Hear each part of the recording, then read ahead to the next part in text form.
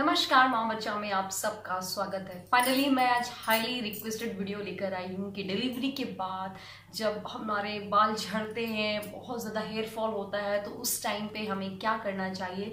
तो आज हम सारी चीज़ों की बात करेंगे इससे रिलेटेड कि बाल का जो गिरना होता है, हेयर फॉल क्यों होता है, क्या करना चाहिए, कुछ होम रेमेडीज़ की बात करेंगे। साथ में इससे रिलेटेड जो मिथ्स हैं, जो हम गलत धारणा जो हम लोगों में है, उसको भी हम डिस्कस करेंगे इस वीडियो में।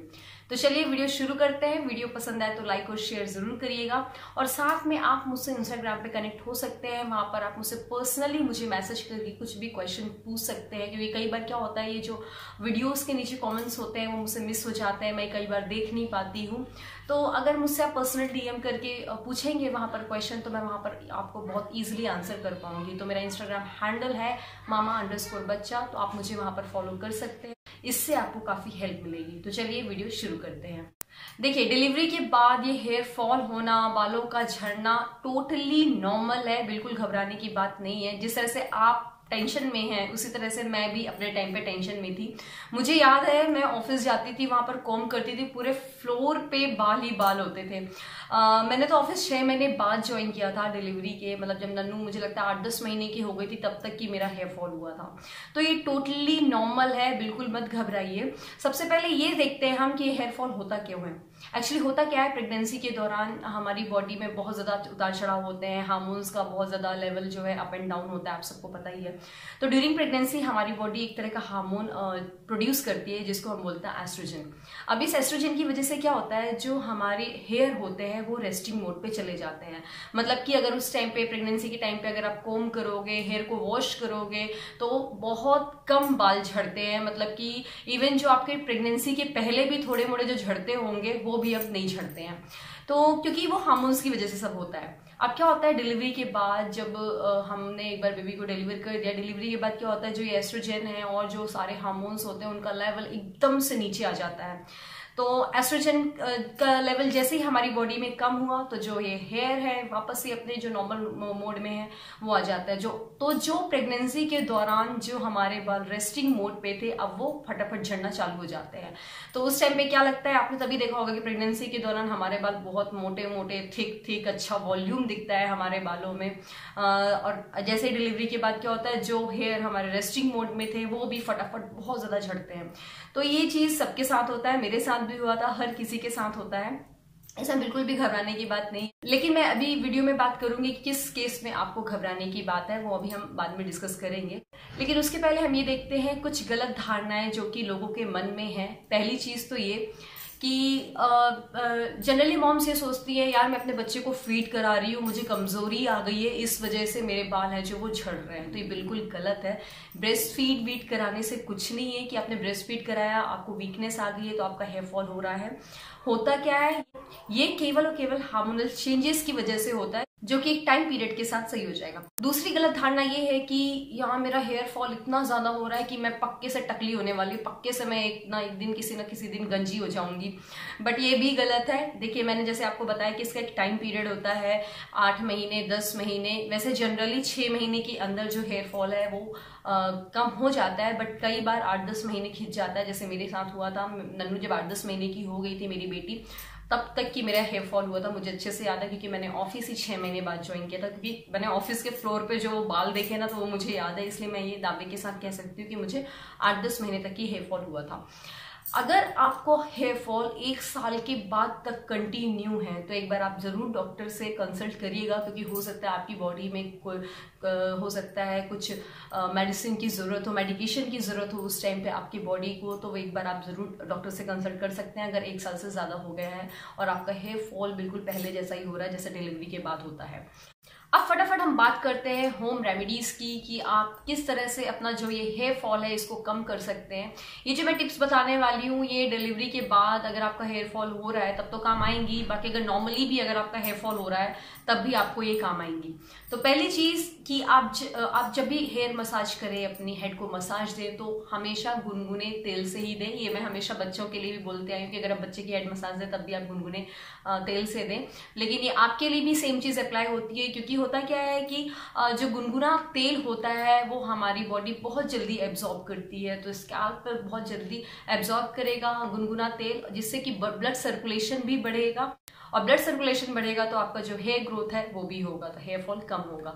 तो आप ये ध्यान रखिए, नॉर्मली भी आप अगर अपना हेयर में मसाज देने जा रहे हैं तो गुनगुना ऑयल करिए, इससे बहुत ज़्यादा आपको फायदा मिलेगा। आई एम श्योर आप ये चीज़ ज़रूर अप्लाई करके देखिएगा।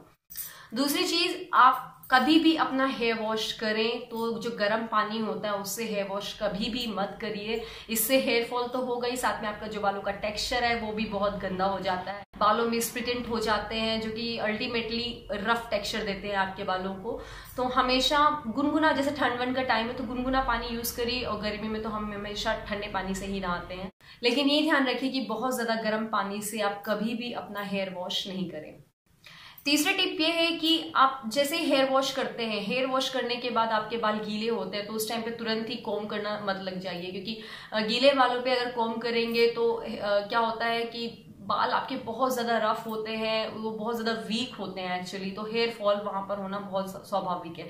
आपको भले ही 5 घंटे 6 घंटे 7 घंटे लग जाए, लेकिन जब आपके बाल पूरी तरीके से सूख जाए, और ड्रायर भी मत यूज करिए मैं बोलूंगी, क्योंकि ये सब यूज करने से अल्टीमेटली आपके बाल रफ होंगे। बेटर होगा कि आपके जब बाल पूरी तरीके से सूख जाए उसके बाद ही आप कॉम्ब करिए।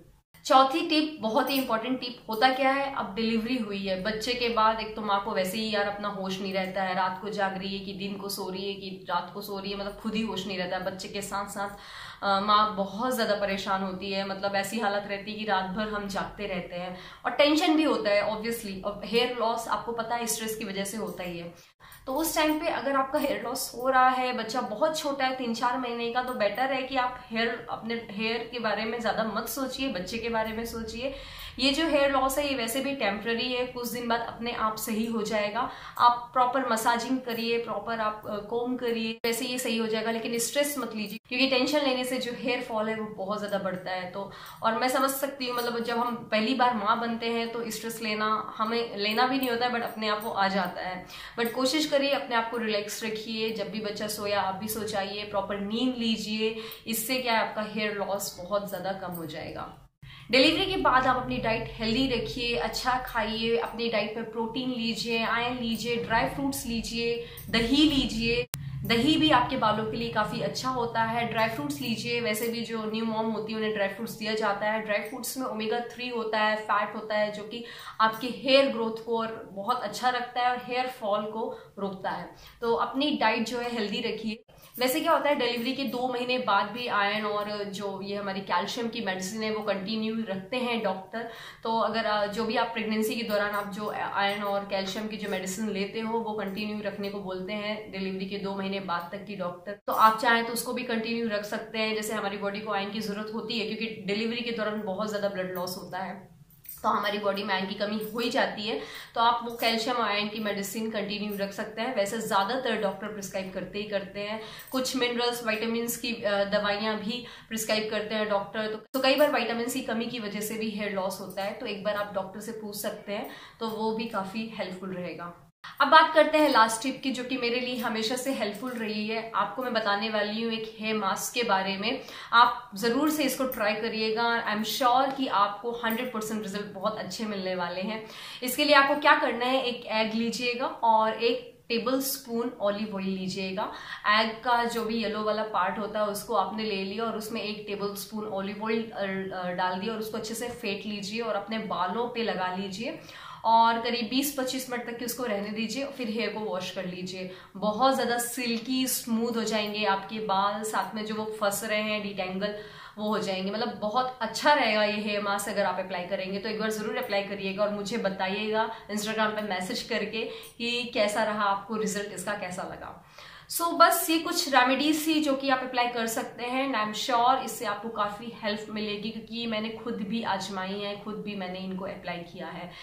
ज्यादा कुछ नहीं करना है आपको हेयर फॉल के लिए, क्योंकि ये जो चीजें ये होती है हर किसी के साथ होती हैं, एक टाइम पीरियड के बाद सही हो जाएगी, टेंशन मत लीजिए। अभी आप अपने बच्चे के साथ रहिए, उसका ख्याल रखिए, वो ज्यादा जरूरी है। 8-10 महीने बाद हेयर फॉल अपने आप सही हो जाएगा। सो वीडियो को खत्म करते हैं। कैसा लगा ये वीडियो मुझे जरूर बताइएगा। इस वीडियो को लाइक करिएगा, शेयर करिएगा और इंस्टाग्राम पे मुझे जरूर फॉलो करिएगा। Thank you so much.